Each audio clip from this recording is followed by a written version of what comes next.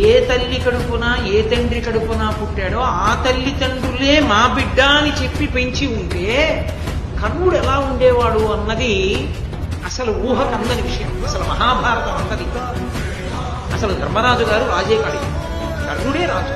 కర్ణుడు రాజ్యనికం చేస్తాడు. పైగా ఇంకొక మాట చెప్పాలంటే యుగాంతము వరకు కర్ణుడే రాజు. ఎందుచేత యుగాంతమేమి, కలియుగంలో కూడా కర్ణుడు. కారణం కర్ణుడు చిరంజీవి.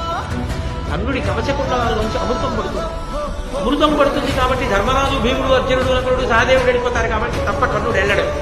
కర్ణుడు వెళ్ళడు కాబట్టి కర్ణుడే ధర్మంతో రాజ్యానికి కూర్చుంటే అసలు ద్వాపర యుగం తర్వాత కలియుగం కాదు. కర్ణుడు చిరంజీవి కాదు.